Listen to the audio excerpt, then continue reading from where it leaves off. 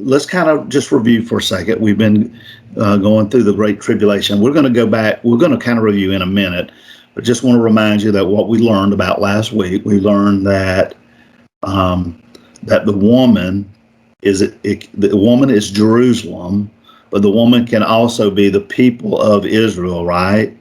In other words, depending on the context, the woman sometimes is Jerusalem, and sometimes the woman can be the actual Israelites, okay? And then we also learned that the man-child, who remembers who the man-child is? Jerusalem. Jerusalem? No, the man-child. The woman is Jerusalem.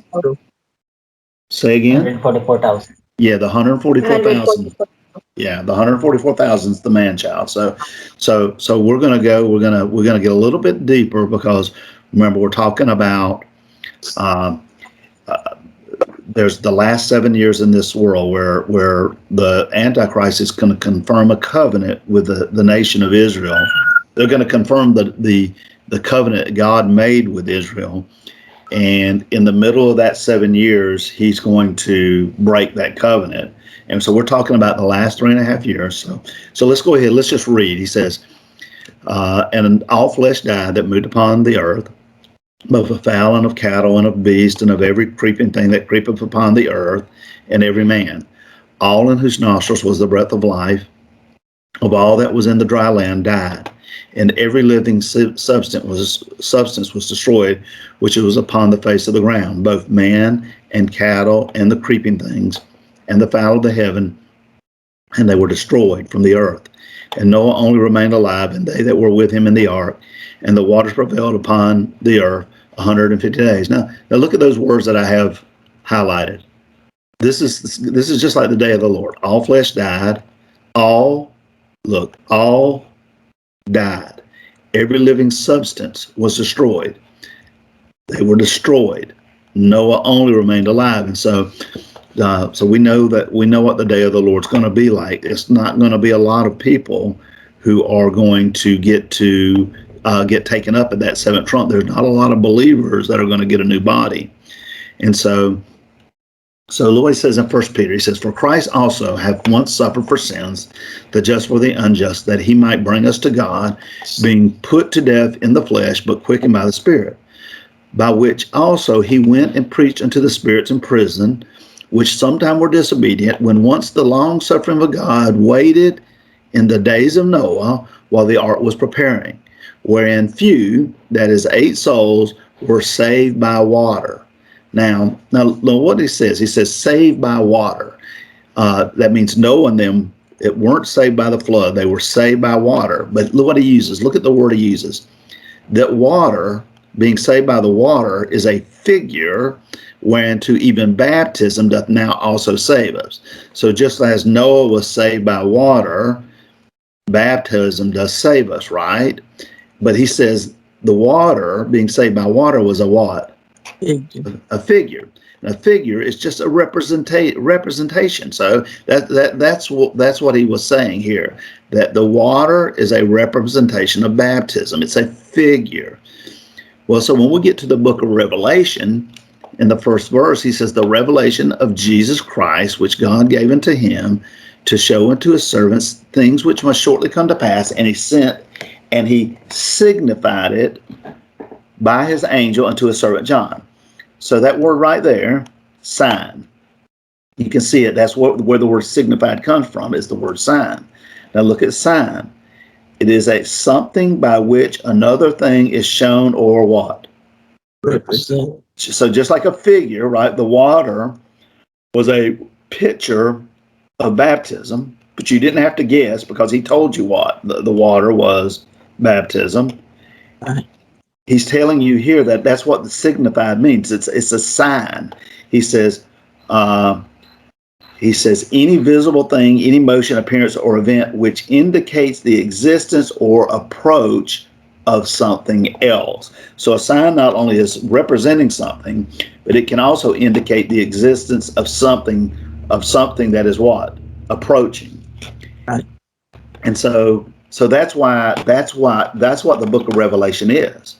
It is a lot of sign language, and it is also indicating something that is what? Approaching, which is the second coming of Christ. Right. Now the Pharisees also with the Sadducees came and tempting desired him that he would show them what? A sign. A sign. And he answered and said unto them, when it is evening, you say, it will be fair weather, for the sky is red. And in the morning, it will be foul weather today, for the sky is red and lowering. He says, oh, you hypocrites, you can discern the face of the sky, but you cannot discern the signs of the times. And so that's what we're trying to do right now. Just as you should be able to determine, right, that there's going to be bad weather today based upon what the sky looks like in the distance, you should be able to read the book of Revelation. You should be able to read prophecy and be able to discern the signs of what? The times. So that's how we know that that's not how we think, and it's not how we feel. It's how we know that we're living in the last days, because God has given us what? Signs. And that's exactly what the book of Revelation is, right? It is a signified book with sign language for a purpose, to show unto his servants what? Things which must shortly come to pass. And so what I'm going to do, I'm giving you a list here, and we're not going to go back through it. This is a list of just some of the things that we've proven in our Bible studies, okay?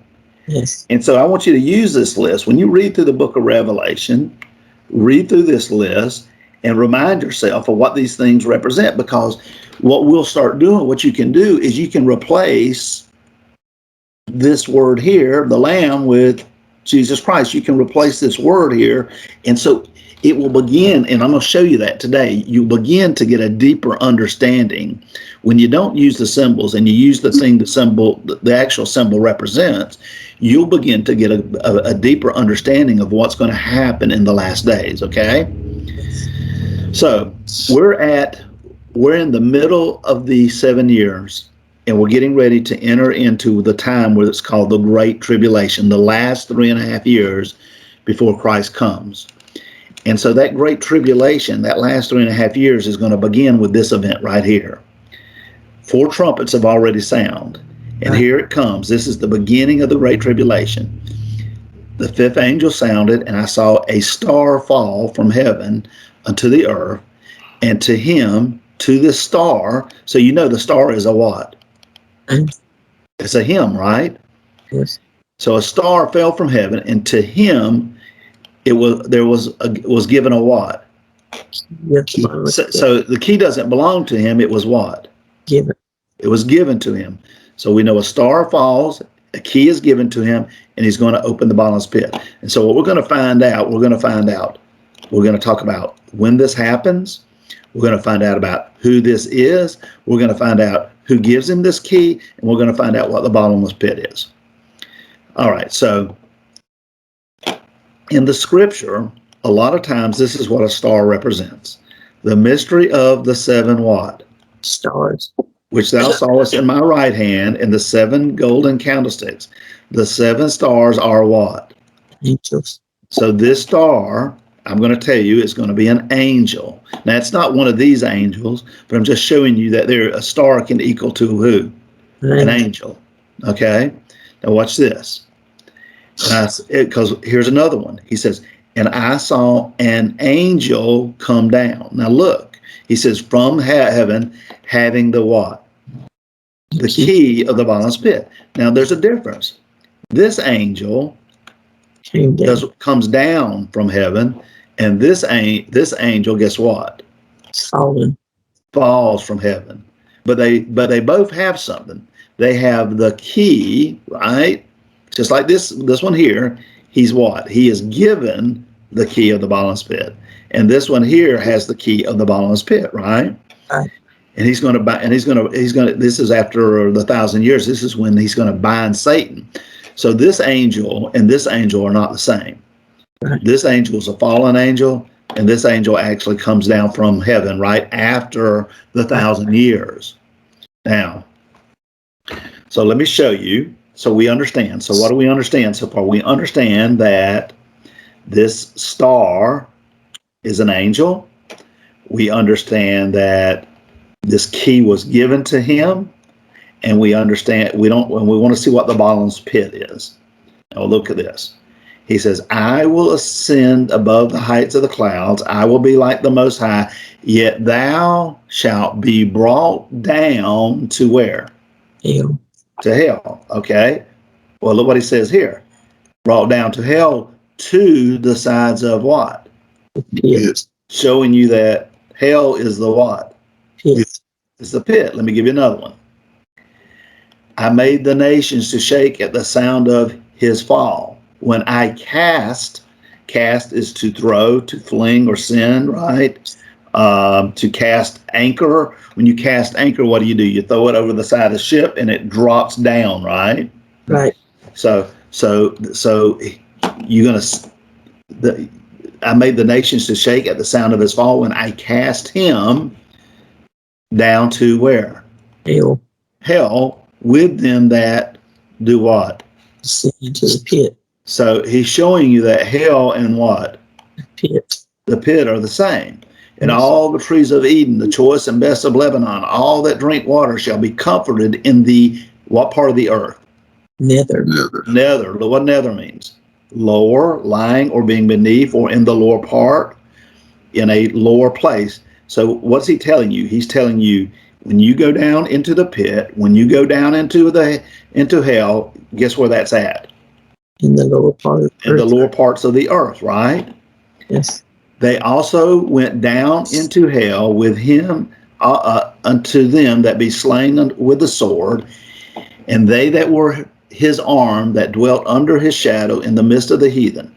To whom art thou thus like in glory and in greatness among the trees of Eden?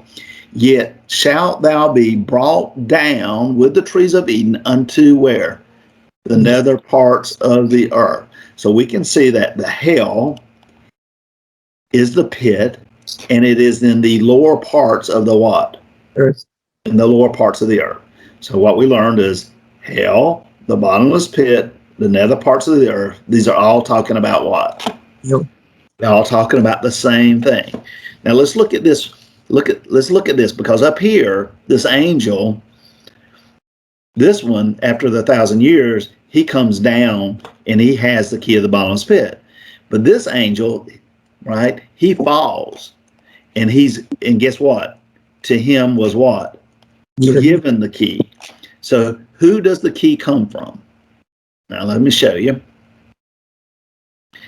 And when I saw him, talking about Christ, I fell at Christ's feet as dead. And Christ laid his right hand upon me, saying unto me, Fear not, I am the first and the last. I am he that liveth and was dead. So that's Christ. And behold, I am alive evermore. Amen. Now look what he says. And I have the keys of what?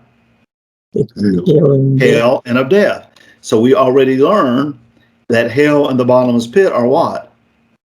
are the same. So when you go up here and you read the fifth angel sounded, and a star or an angel fell from heaven unto the earth, and to him was given the key of the bottomless pit, or given the key of hell. Guess what? Guess who gave it to him? Who's it belong to? Christ. He says, and have the keys of what? Hell and of death. So Christ is the one, the possessor, that has the keys of hell and of death. So they calling Christ angel? No, Christ didn't fall. He gave Right. that key to him. Right, but it said an angel gave him the key, right? Ask the question again. What I just said. I couldn't hear you. I said, so Christ was the angel that gave him the key? Yeah, no angel. No, there's no angel gave him the key. Christ is not an angel. Yeah, I thought it. Where does it say an angel gave him the key? Somewhere there it was talking about somebody giving him the key. I thought it was the angel. No, it says, and I saw an angel come. Okay, no, hold on. Here, this one right here. The fifth angel sounded, and I saw a star fall from heaven and unto the earth, and to him was what? Given the key. The bottom. Christ gave him the key. He did not. It was not. An angel didn't give it to him. The angel sounded, but it doesn't say that the angel actually gave him a key.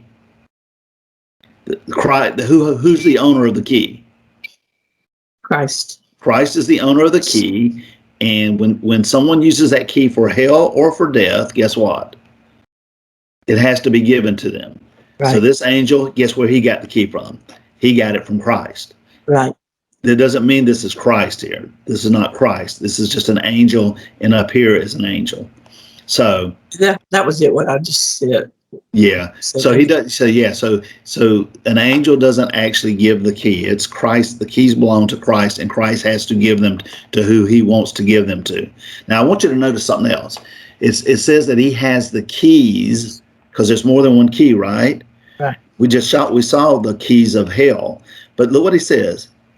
It sounds like this place is a what? That death is an actual what? Place. It's an actual place. Well, let's look.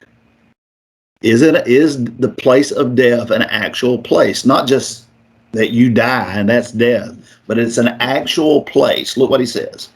And the sea gave up the dead which were in it, and death and hell delivered up the dead which what? Were in them. So death is considered a place. And they were judged, every man according to their works, and death and hell, two places, were cast into the lake of fire. So death is actually a what? And it doesn't mean that death doesn't mean, it means exactly what y'all think it is, but it also has another meaning. It is an actual place. Look what he says. Her feet go down to where? To death. Her house is the way to hell, going down, what it says, to the what? Chambers of death. To the chambers of death. So I think that in the nether parts of the earth, there's a place called hell, and there's a place called death.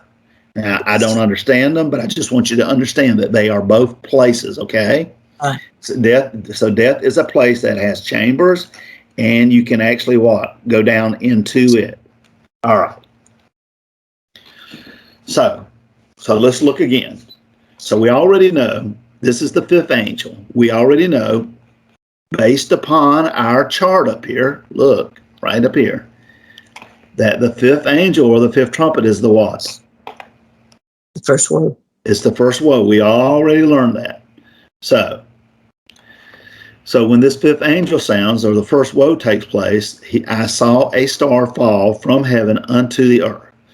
Well, we know it's an angel, but guess what? We're going to find out which angel this is. And no marvel, for Satan himself is transformed into what? Angel. An angel. And I'm going to prove to you that that's who this is. And there was war in heaven. Michael and his angels fought against the dragon. And the dragon, and we know who the dragon is. Satan. Satan fought, and guess what? His angels. His angels. So the devil, even though the devil is a cherubim is an angel, a type of an angel. There are multiple, there are cherubims, there are seraphims, there are different types of angels, okay? It would be ignorant on our part to think that God down on this earth, how many types of dogs are in the world? A lot. How many types of cats? How many types of different horses? So for us to think that somehow we've got all these different types of creatures here on earth, and yet God doesn't have how many different types of angels. So even though he's a cherubim, he is also called an angel. And so he's going to fight, and he prevailed not, neither was there place found any more in heaven, and the great dragon, Satan, was what? Cast out. And look what it says. I saw a star fall from heaven unto the earth. He's going to fall.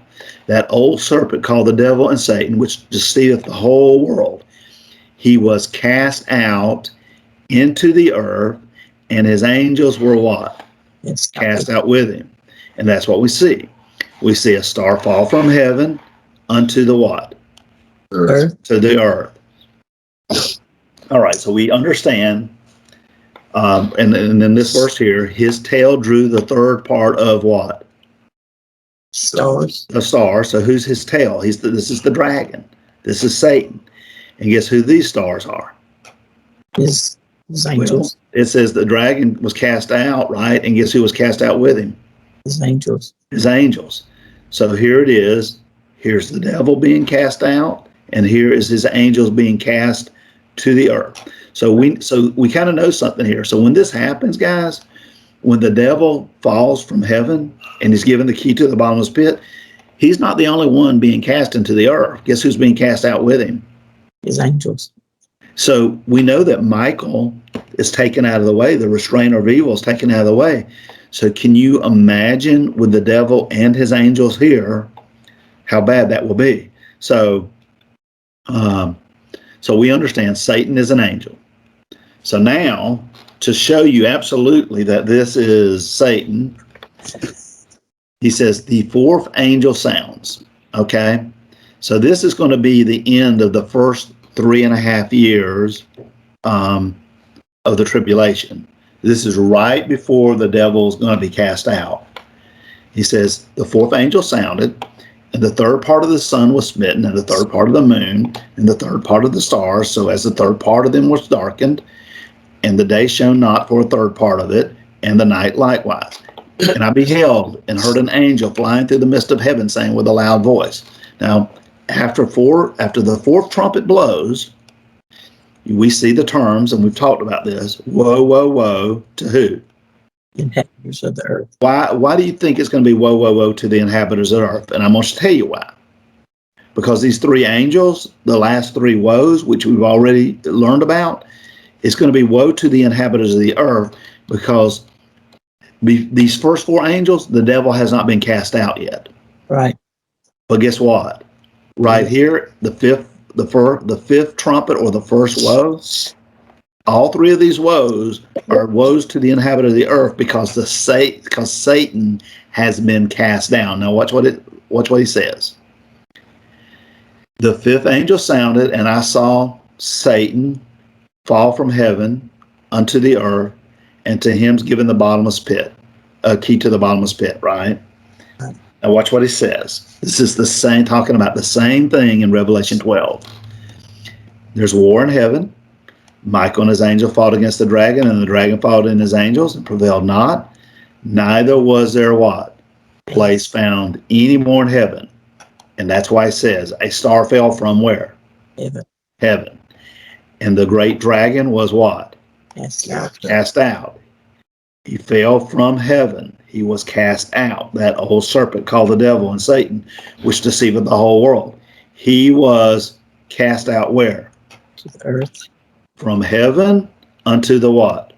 The earth. And guess what? His angels were what?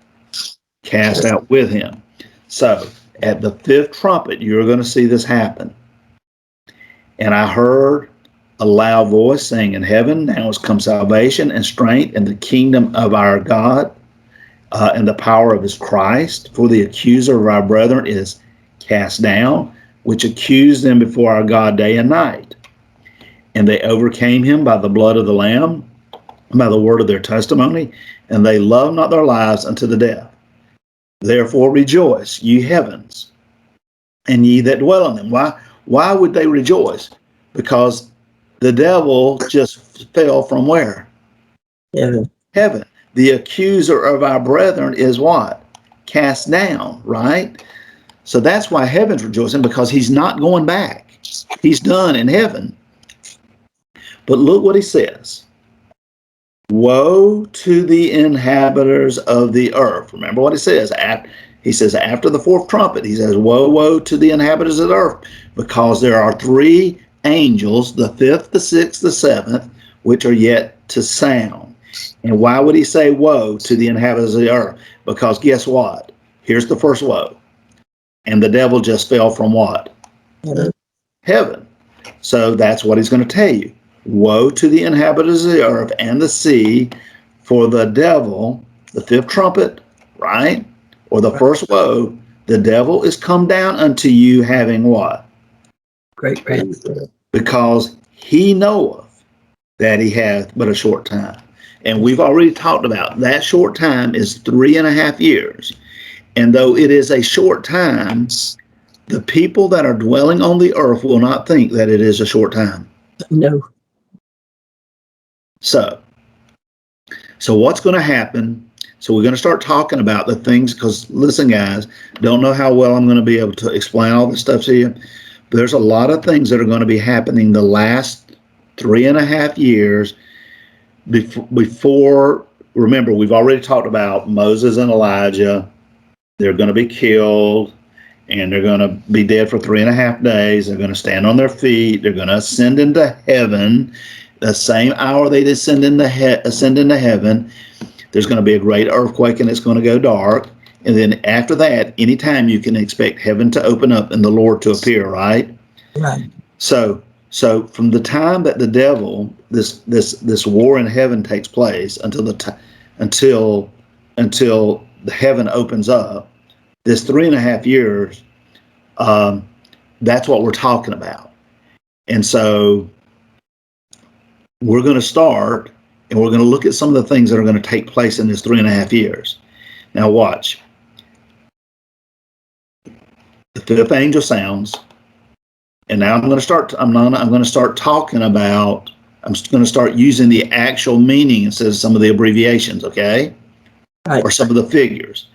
So the fifth angel sounded. So this is the beginning of the first woe. Woe to the inhabitants of the earth. And I saw Satan fall from heaven unto the earth. And to him, Satan, was given the key by Christ of the bottomless pit, or hell, right? So right. Satan's he's been cast out of heaven. He can't go back. He knows he's got a short time, and he's been given a key to hell. And he opened hell, and there arose a smoke out of hell as the smoke of a great furnace. So a furnace, we know what a great furnace is. Remember, Shadrach, Meshach, and Abednego were thrown into a fiery what? Furnace. So hell is called a what? A great furnace. And so when the devil takes that key and he opens up hell, guess what? It's going to come out of it, the smoke. And guess what the smoke is going to do? Darken. And the sun and the air were darkened by reason of what? The smoke of hell, or the pit. And then there's going to come out of the smoke, guess what? There's going to be the locust upon the earth. And unto them, the locust, was given what? Oh. So these locusts are, now listen, guys, some people try to say, oh, these are helicopters. No, listen. First rule of prophecy. There is no prophecy of the scripture of any what? Interpretation. Private interpretation. If this is literally the devil, and he has a literal key, and he opens up literal hell, and literal smoke comes out to make the literal sun and air dark, then guess what? These locusts are what? Living Because they're coming out of hell. And so guess what? And they're given power. And how are they given power? These locusts have the power as the scorpions of the earth have power. So how do scorpions have power? Well, they have the ability to sting men, right? Right. So it was commanded them, these scorpions, that they should not hurt the grass of the earth, neither any green thing, neither any tree. So they're not allowed to hurt any of the earth, the grass, the plants, the trees. These locusts are here for a reason. They have power as scorpions. They are only to hurt certain men. And they were commanded, they could hurt, but only those men which have not the seal of what? God in their foreheads. So here's the question. Who has the seal of God in their foreheads? 144,000. And I heard the number of them which were sealed. And there were sealed what? 144,000. So remember, these are the ones that were raised up. We talked about them the last Bible study. These are the 144,000 that were raised up in the valley of dry bones. And these locusts that can sting like scorpions, they have power. These scorpions have power, but they cannot hurt the men that these 144,000, can they? No. They can only hurt they can only hurt those men that have not been sealed. So they can hurt anybody, but they cannot hurt the 144,000. You say, why is that important? Because the 144,000 were raised up at the sixth seal. They were raised before the 7 trumpets even started. So they were raised up right before the 7 years start. And guess what? We're halfway through it. We're starting into the Great Tribulation, the last 3.5 years. And guess who is still present? 144,000. 144,000. Why would he tell them not to hurt the 144,000 if they weren't there? Right. So these 144,000 have been around for over 3.5 years. Right. And that's going to be important. We'll talk about it in another study, but we'll talk about why that's important later. Now, but look what the ones that these locusts with scorpion stings, the ones that they do hurt, the ones who don't have the seal, it says they should be tormented. How long? So the torment of these stings from these locusts are going to be awful. Right.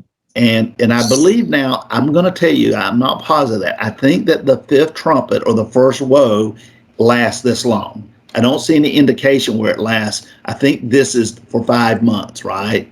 Before the 6th trumpet will sound. And so it says their torment, the torment these people get, they get stung by these locusts with scorpion stings. Their torment was as the torment of a scorpion when he striketh a man. And in those days, when these men are getting stung, shall men seek what? Death. It's going to be so horrible that they're going to want to die, but guess what? They shall not find it. They're going to want death, but it's not going to find them. They're going to desire to die, and death shall flee from them. Now, I take that literal, guys. I believe there's technology in the world, and this is just an opinion. This is not, I'm not stating this as fact. There's technology in the world where men, rather than believe upon Christ and get eternal life, that's their goal. They want to live forever. Right. And they're messing around. They're messing around with things they should not be messing around. Right. And I believe that they're going to literally not be able to die. Right. They're going to get stung and they're going to wish they were dead. And because of the technology, and people say, well, I just don't believe that. Well, Carlos and Patricia, let me ask you a question. When y'all were children, did y'all imagine computers and cell phones when you were kids? No. I mean, when I was a kid, I mean, we had a phone we had a phone at the house, but we didn't even have an answer machine. Right. There wasn't no such thing as cable TV. There wasn't no such thing as, and so all we have to understand is, in the book of Daniel, he says, knowledge shall increase. So we don't understand where technology is going to be these last 3.5 years. We just know that technology in the world is every day. The Right. computer you buy, the laptop you buy today, guess what? In a year from now, it'll be what? It'll be outdated. Yeah. The TV you buy today, it'll be outdated. The telephone, guess what? Every year they want you to buy a new what? Telephone. They want you to buy a new phone. So anyway, it says, and the shapes of the locusts were likened to horses prepared into battle. Now, look what it says about these scorpions. And they had tails like unto scorpions, and there were stings in their tails, and their power, because God gave them what? Remember what he says up here? It says that, where's it at? He gave them power. Scorpions. Yeah. Oh yeah. The scorpions of the earth have power, right? They were given power. So he says down here, he says, their power was to hurt men for how long? 5 months. So I think that's what's going to happen during that fifth trumpet. After Satan's cast down, he opens up that pit. These scorpions, these locusts with scorpion stings are going to come out. They're not going to be able to hurt the 144,000. Now look what he says. He says, and these locusts, had a king over them, which is the angel of the bottomless pit. Now, I don't know that this is Satan. I don't think this is Satan. I think there are probably angels that are bound in hell right now. Mm-hmm. And it's possible that when Satan opens up that bottomless pit, that these angels may be released too. Right. So he says, this angel of the bottomless pit, whose name in the Hebrew tongue is Abaddon, but in the Greek tongue hath his name Apollyon. Now look what he says. When this is over, so that's why I think it lasts 5 months. He says, because the fifth trumpet, he says, one woe is what? Past.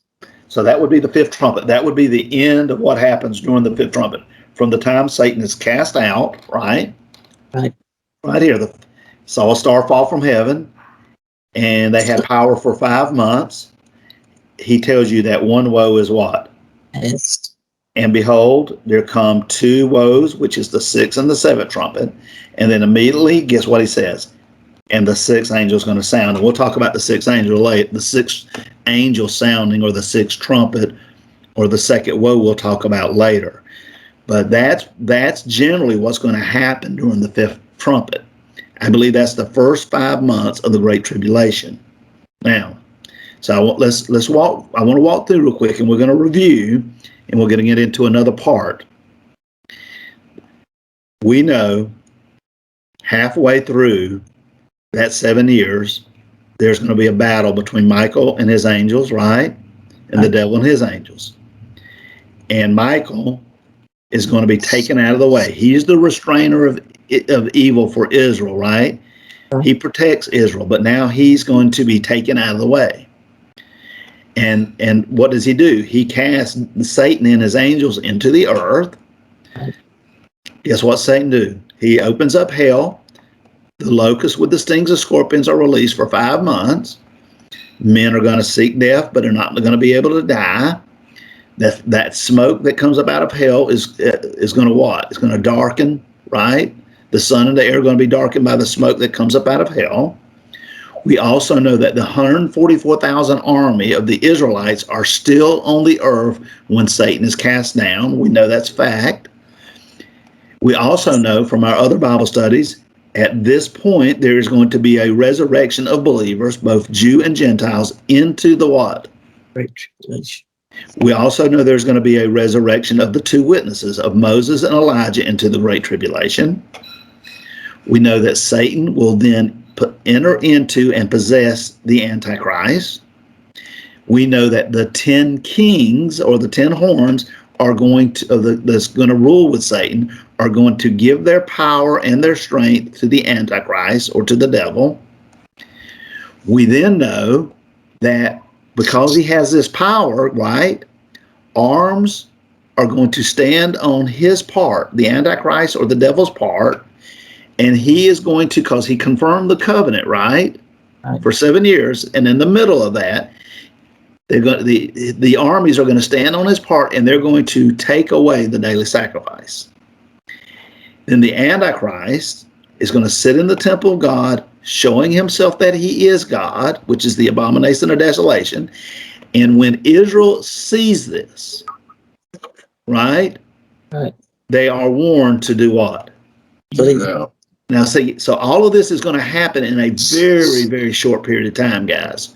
So let's look. Israel, when they see the abomination of desolation, they are warned to get out. He says, when you therefore, this is what Matthew says, when you therefore shall see the abomination of desolation spoken of by Daniel the prophet, stand in the holy place. In other words, when that Antichrist goes into that temple, right? Right. And you see it, whoso readeth, let him understand. Then let them which be in Judea, not just in Jerusalem. Jerusalem is in Judea. Judea is the country, right? Let everybody that's in Judea do what? Flee into the mountains. He says, let him which is on the housetop not come down to take anything out of his house, neither let him that is in the field return back to take his clothes. And now look what he says. Look at the word he uses, and what? Woe. This is part of the first woe, isn't it? Yes. Remember, woe to the inhabitants of the earth. The devil's been cast down. And part of that fifth trumpet, that first woe, is the abomination of desolation. He says, woe unto them that are with child, and to them that give suck in those days, but pray ye that your flight be not in winter, neither on the Sabbath day. Why? For then shall be what? Great tribulation. Such as never was since the beginning of the world to this time, no, nor ever shall be. All right. So when you see that, when Israel sees the abomination of desolation, get out of Judea, get out of Jerusalem, flee to the mountains, flee to the wilderness, because this is a part of the first woe. And that would be, there's going to be great tribulation. Mark puts it this way. When you shall see the abomination of desolation, that's when that Antichrist, the devil, has possessed him already.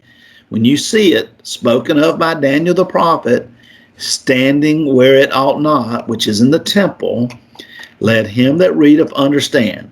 Then let them that be in Judea, he tells him the same thing, flee to the mountains.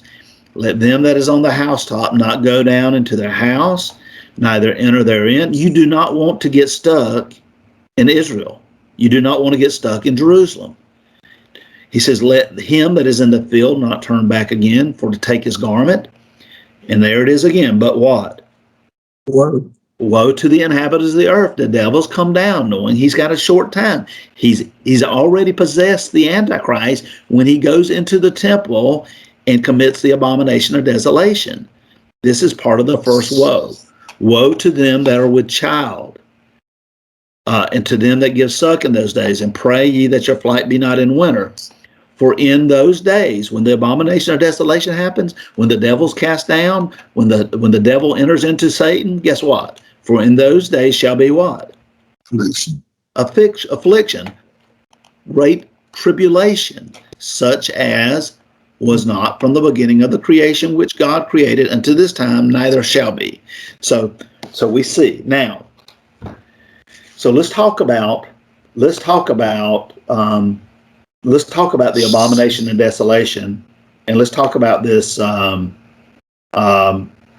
this daily sacrifice. Okay. So in Daniel, he tells you that the Antichrist is going to confirm that holy covenant that God made with Israel. He's going to confirm it with many for 7 years. All right? Right.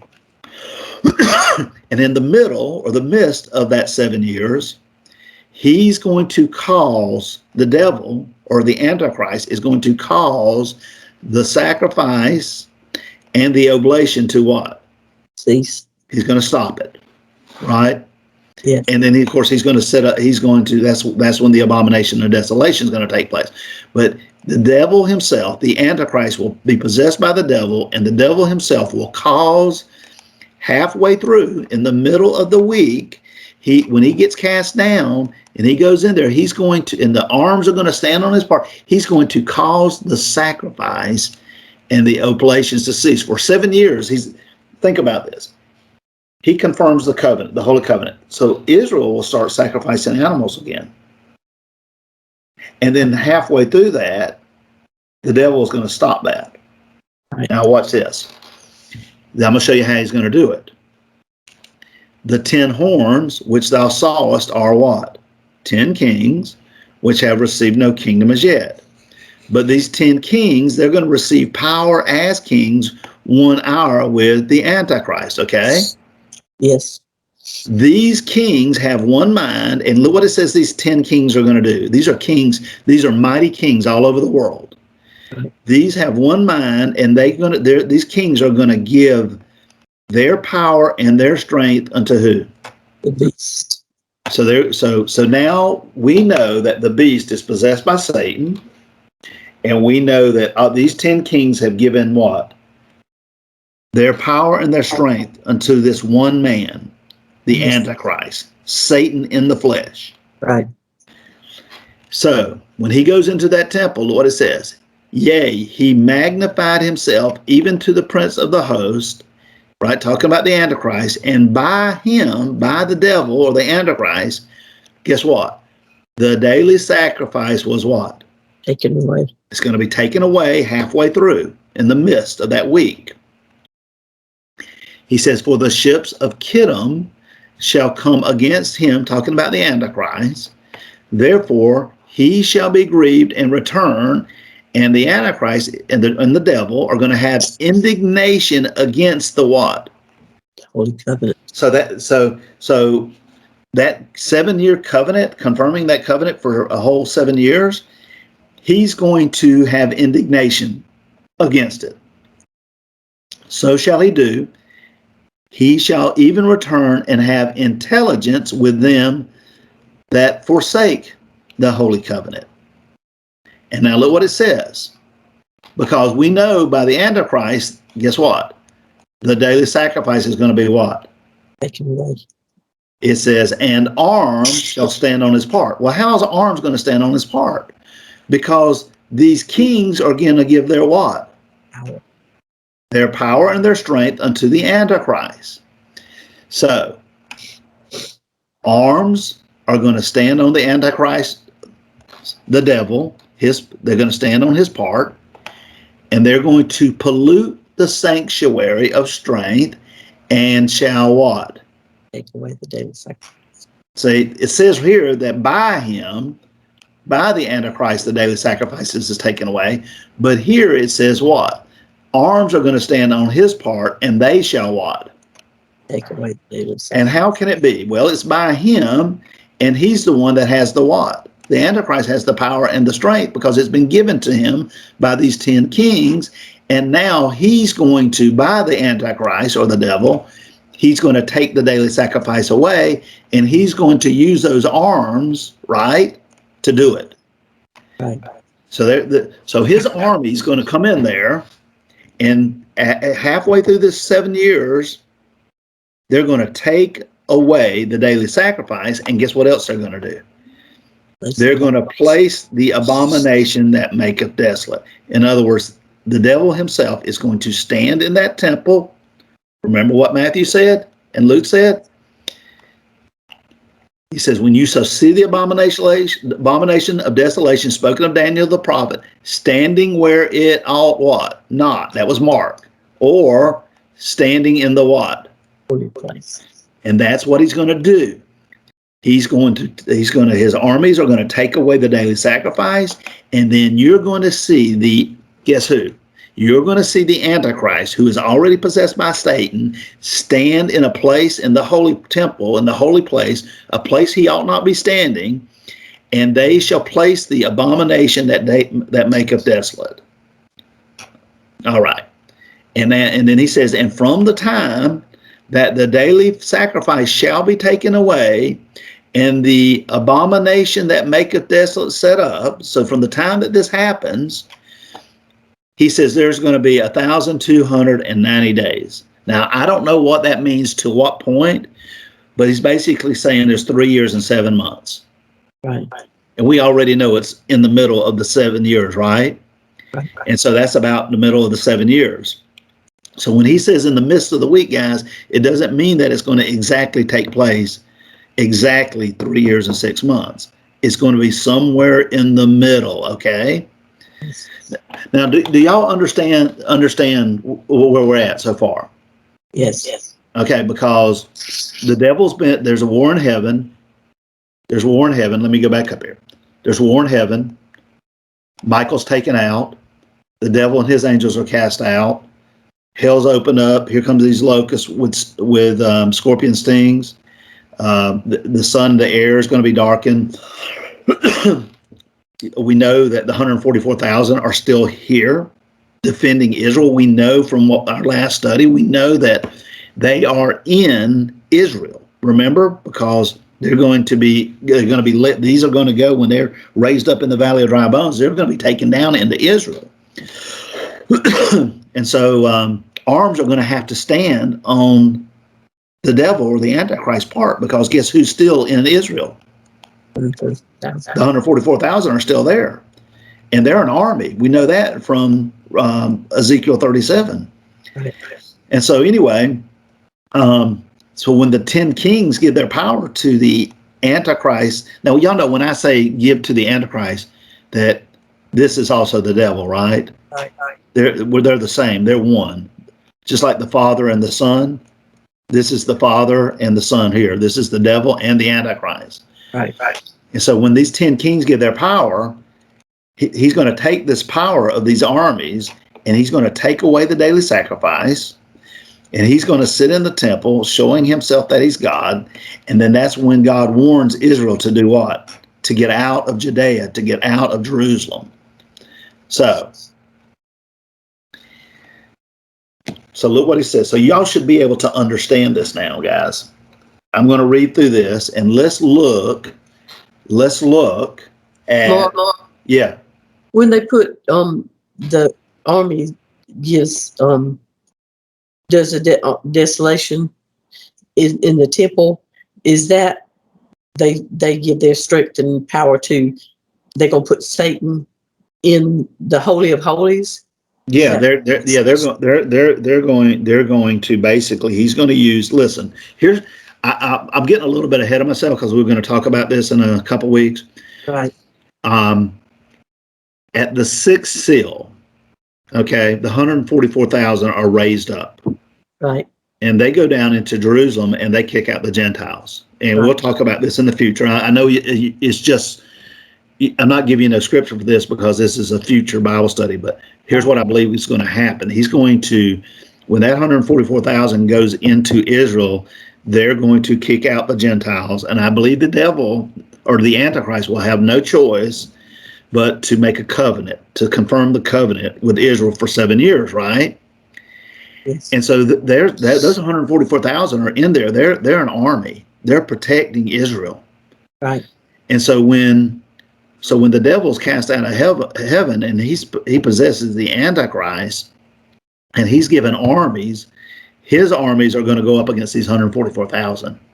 Right. And we know they're still present because we see the scorpions aren't able to hurt them. And that's after Satan is cast out and opens up the bottomless pit, right? Right. And so he's going to begin to kill them, the 144,000. And remind me of the question again. I lost my train of thought. About the giving the power in the abomination. Oh yeah. So here's what I think. Since the 144,000 are there, right? Yes. I believe what he's going to do is he's going to have to use his arms to go in and stop them from doing the daily sacrifice. Right. And at that point, based upon the fact that he's got armies, they're going to set him up in the temple, and he's going to commit the abomination of desolation. Which is that's why he says arms shall stand on what? His part. His part. And they're going to pollute the sanctuary strength, and they're going to take away the daily sacrifice, and then they're going to set him up, and that's when they commit the abomination that maketh desolate. Do you understand that? Right. That's what I was saying. Was that the desolation? Is that in the Holy of Holies? Because no one can go in the Holy of Holies except the high priest. So is that where Satan is to cause that the desolation? Yeah, I think so. Probably, God doesn't really. I don't think. I don't even know that the sacrificing of animals. Right. I don't even really understand it because Christ died. It says that the blood of bulls and goats cannot take away sin. So Right. I don't know whether this is part of unbelieving Israel that rebuilds his temple and starts to do this. Right. Um, so I would say that he goes in. I don't know that God's going to be in that temple. I don't think he will be. So yeah, he may go into the Holy of Holies and say that I'm God. Right. There's only two parts in the temple: the holy place and the Holy of Holies. Right. And so we know the priest went into the holy place, and the high priest went into the Holy of Holies. Exactly. And so I would imagine if he's going to be claiming to be God, he's going into the Holy of Holies. Right.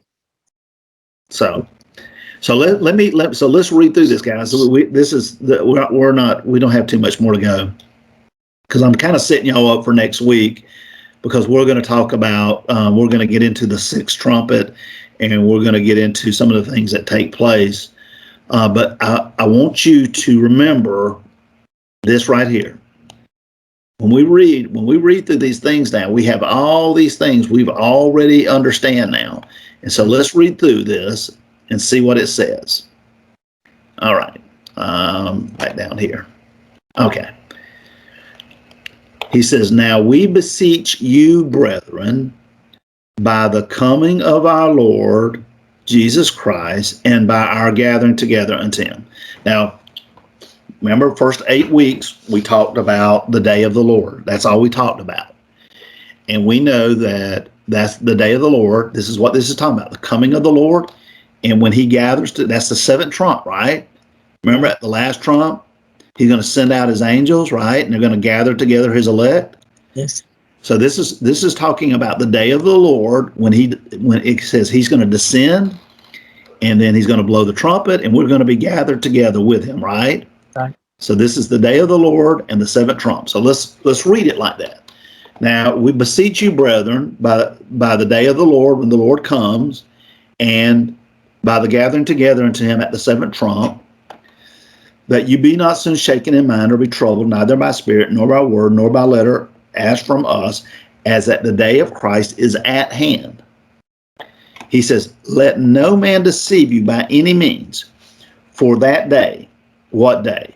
The day when the Lord comes back, and the day at the seventh trump when he gathers us together with him. Right. He says that day cannot come, it shall not come, unless some things happen, right? Yes. "Except there come a falling away first, and the man of sin," that is the devil, that is the Antichrist who's possessed by the devil.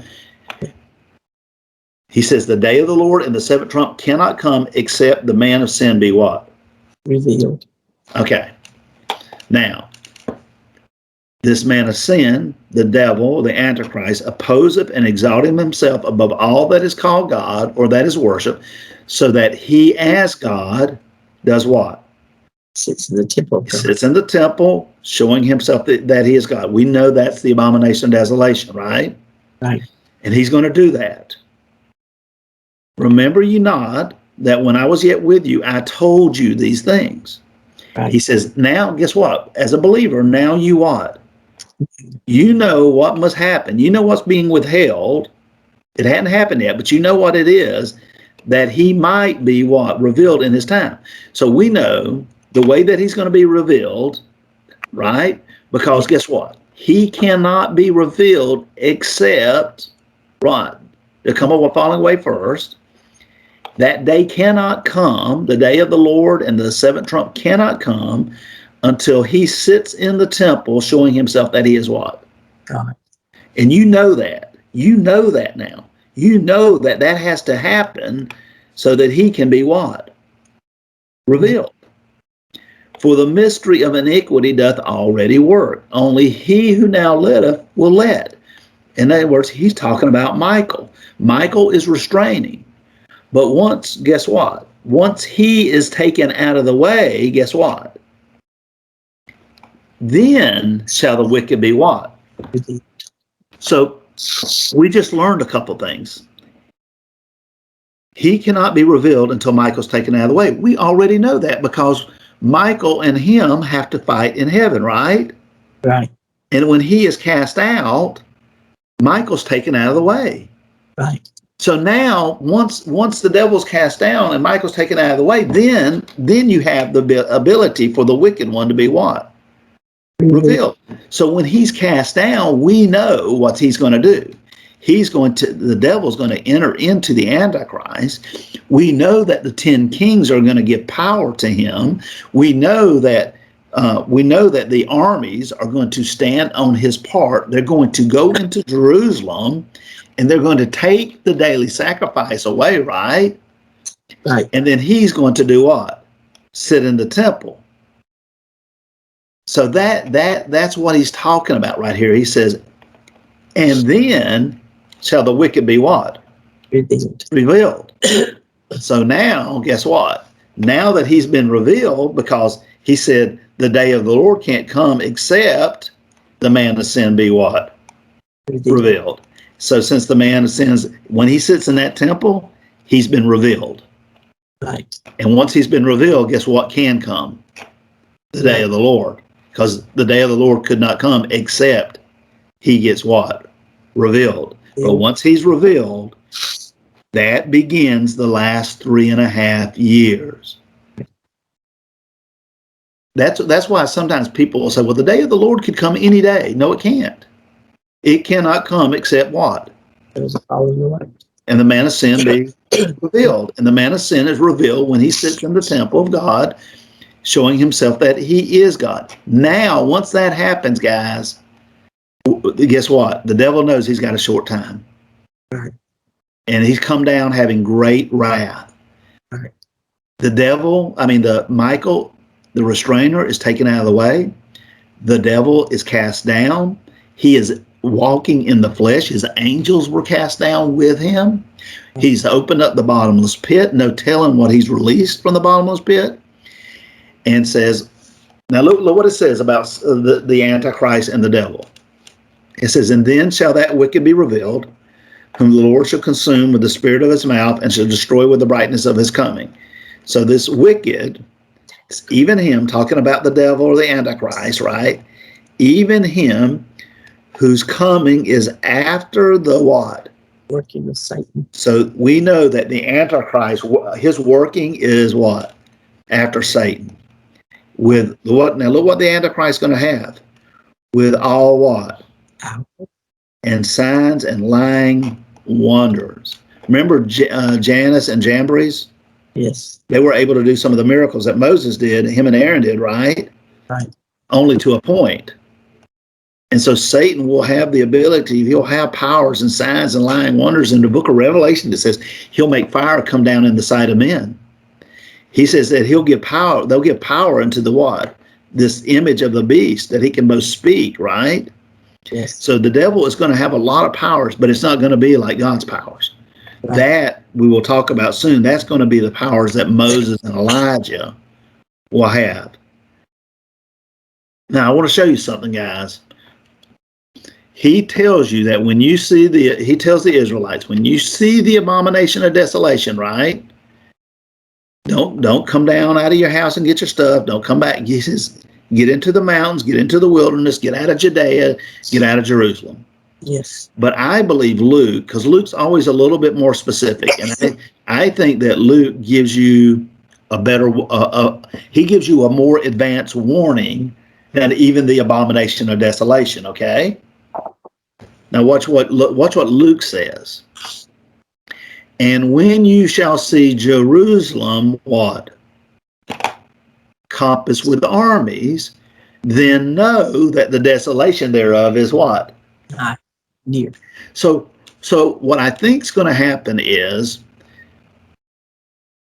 the devil who possesses the Antichrist, in the middle, he's going to have indignation against that covenant.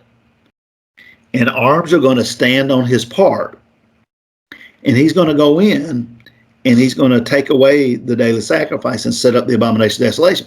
But I think that Luke is giving you an advance warning by letting you know that, guess what? When you shall see Jerusalem, what? Compass with armies. In other words, those armies are going to come in and take the daily sacrifice. But he's telling the Israelites, when you see Jerusalem, what?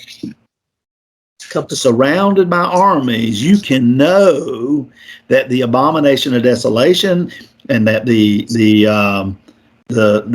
daily sacrifice is getting ready to get what? Taken away. So you don't actually have to wait to see the abomination of desolation. When you see what? Armies surrounding Jerusalem. Then let them which are in what? Judea. So you don't actually have to, if you're a person in Israel, if you're an Israelite, and you don't actually have to wait till he takes the daily sacrifice away. You don't actually have to wait till he says, shows himself that he's God by the abomination of desolation. If you actually can know what's going on at the time, if you can, when those armies that stand on his part surround Jerusalem, it's probably a good time to go ahead and what? Get out. To get out. And that's why he tells them, then let them which are in Judea flee into the mountains, and let them which are in the midst of it depart out, and let not them that are in the countries enter thereinto. For these be the days, the last 3.5 years, these be the days of vengeance, that all things which are written may be fulfilled. And there he says it again. But woe, this is the first woe. Woe unto them that are with child, and to them that give suck in those days, for there shall be great distress in the land, and wrath upon this people. And guess what? They're going to fall by the what? Edge of the sword. They got to get out. And they shall be led away captive into all nations. And look what it says. Jerusalem shall be trodden down of the Gentiles until the time of the Gentiles be fulfilled. Now, we've talked about this before. The time of the Gentiles is fulfilled at the seventh trump, right? Right. And we know this is when right before the abomination, this happens right here, right before the abomination of desolation. And we know this is the seventh trump. So the time that's going to be trodden down by the Gentiles should be 3.5 years, right? Right. So let's see what it says. And there was given me a reed like unto a rod, and the angel stood, saying, Rise and measure the temple of God and the altar, and them that worship therein. But the court which is without the temple leave out, and measure it not. For it is given unto the Gentiles, right? Here it is, the Gentiles. And the holy city, here it is, right? Jerusalem. That they shall what? Tread or trodden down. How long? 40 and 2 months. 3.5 years. So we know right here, this Jerusalem, from the time you see them compassed with armies, the abomination of desolation is coming. The taking away, the armies are going to come in there and take away the daily sacrifice. Guess what? He's telling you that get out, because Jerusalem is going to be trodden down by the Gentiles for guess how long? It is given unto the Gentiles, and the holy city shall they tread underfoot. How long? 3.5 years. 3.5 years. But guess what? There are going to be 2 men there. You can talk about the devil's going to have all these lying signs and wonders, but guess who's going to be opposing him? And I'm going to give my power unto who? Moses and Elijah. And they're going to prophesy, guess how long? 3.5 years. So while God is telling all of the Israelites to get out of Jerusalem, he's going to have 2, Moses and Elijah, who's actually going to be in Jerusalem contending with the Antichrist or contending with the devil. Now, so therefore rejoice, ye heavens, and ye that dwell in them. Woe to the inhabitants of the earth and the sea. The devil is come down unto you, having great wrath, because he knoweth that he hath but a short time. And when the devil saw that he was cast into the earth, he's going to persecute Israel. This is talking about the woman is Israel. He's going to persecute the woman which brought forth the 144,000. Right. And to the woman, these are the people of Israel. Now watch this. To the woman, to Israel, because when they see the abomination of desolation, what are they supposed to do? Flee. Flee. So the woman, the Israelites, are given 2 wings of a great eagle that she might fly into the what? Wilderness. And to her place where she is nourished for, guess how long? 3.5 years. 3.5 years from the face of the devil. Okay? And the devil is going to cast out of his mouth water as a flood after the Israelites. And that he might cause her, the Israelites, to be carried away of the flood. And the earth, because they're in the wilderness, the earth helped these Israelites. And the earth opened her mouth and swallowed up the flood, which the devil cast out of his mouth. Now, what it says, remember, he's come down having great wrath. And the devil is going to be angry with Israel. Okay? Right. And guess what he's going to do? He went to make war with who? The remnant of her seed. Well, if this is Israel, who's the remnant? Who's the remnant of the woman? 144,000. The man-child, right? Here's the woman, and here's her seed. And we already showed the other verse that when the devil's cast down, we know that the 144,000 are still here, right? But we know they're here because the locusts are given command not to hurt them. So we know that they're here. We know that the devil is going to have arms stand on his part, right? Right. And we know that the 144,000 are in Israel, so he's going to have arms stand on his part. So guess what he's going to do? He's going to go into Israel, and he's going to make war, because those 144,000 are a great army, right. And he's going to make war with the remnant of her seed, which is the what? The 144,000. So can y'all see that the 144,000 for the first 3.5 years, they're going to be in Israel. They're going to be in Jerusalem defending Israel. And he's going to have indignation against that covenant, right? So when the devil is cast down and enters into Satan, and those 10 kings give power to him, guess what? They're going to go in, and they're going to fight. They're going to make war with who? The 144,000, and they're going to take away the daily sacrifice, and they're going to set up the abomination of desolation. Right. So we know, and look what it says, the remnant of her seed. Well, if we know the seed is the 144,000, but look at that word, the remnant, that which is what? That which remains. In other words, some of this 144,000 have already been what? Killed. Yeah, they've been destroyed. They've been killed. So he's already doing war with them, and he's already killed some of them, and he's going to end up, I think, trying to kill or end up killing all of these 144,000. Right. Now,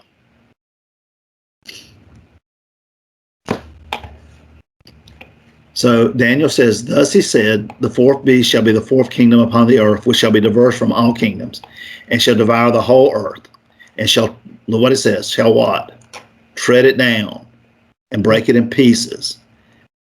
And the 10 horns out of this kingdom, and we know who these 10 horns, they are the 10 kings, right? Right. They're going to arise. These are the same 10 kings that are going to give power, their strength and their power to the Antichrist. Right. And it says the Antichrist, he shall speak great words against the Most High. And guess what he's going to do for 3.5 years? He's going to wear out the saints of the Most High, and he's going to think to change times and laws, and they, the saints, shall be given into his hand for guess how long? So time and times. 3.5 years. For 3.5 years, there will be no restraint. He's going to have armies stand on his part. The devil will be in flesh, and he will be ruling over this world. He will have complete, total control of it, right?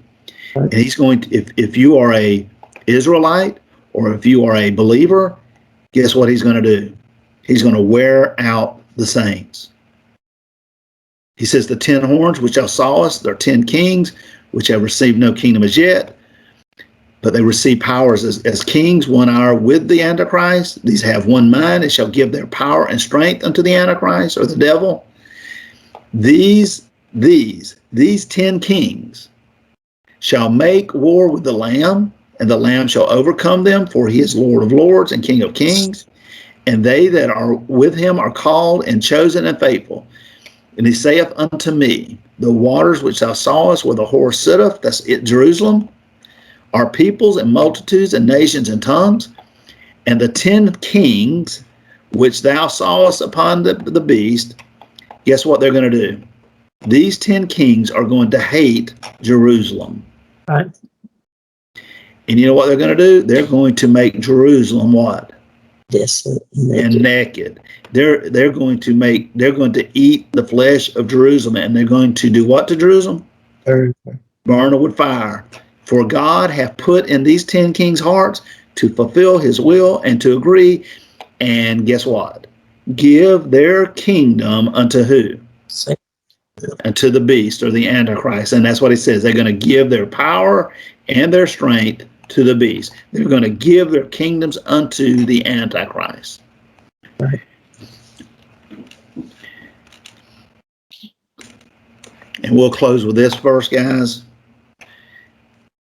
At that time, right? We know when this is. This is the war in heaven.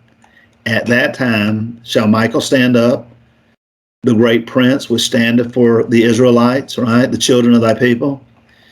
And guess what there's going to be after he stands up and he casts Satan down and he's taken out of the way? There's going to be what? Just like Matthew, just like Mark, just like Luke said, it's the worst time there's ever going to be since there was a nation, even to that same time. And at that time, thy people shall be delivered, everyone that shall be found written in the book. Now look what he says. Here's the resurrection. And many of them that sleep in the dust of the earth, that's going to be, he's right here, he's specifically talking about Israelites. We know that Moses and Elijah are going to be raised up. And many of them that sleep in the dust of the earth are going to awake, some to everlasting life, some to shame and everlasting contempt. And they that be wise shall shine as the brightness of the firmament, and they that turn many to righteousness as the stars forever and ever. But thou, O Daniel, shut up the words and seal the book even to the time of the end. Many shall run to and fro, and knowledge shall be increased. Then I, Daniel, looked, and behold, there stood other two, the one on this side of the bank of the river, and the other on that side of the bank of the river. And one said to the man clothed in linen, which was upon the waters of the river. Here's the question. Because it's going to be a time of trouble, right? Such as never was. And here's the question. How long shall it be to the end of these wonders? From the time that war in heaven happens, and then this time of trouble starts to take place, and this resurrection take place, how long is it going to be to the end of these wonders? And I heard the man clothed in linen, which was upon the waters of the river, when he held up his right hand and his left hand into the heaven, and swear by him that liveth forever. How long? That it shall be for, guess long, how long? 3.5 years. 3.5 years. And when he, the Antichrist, shall have accomplished to scatter the power of the holy people, guess what? Will be finished. All things will be finished. All right. So do y'all have, I know that that's a lot of information, guys. Y'all, anybody have any questions, comments?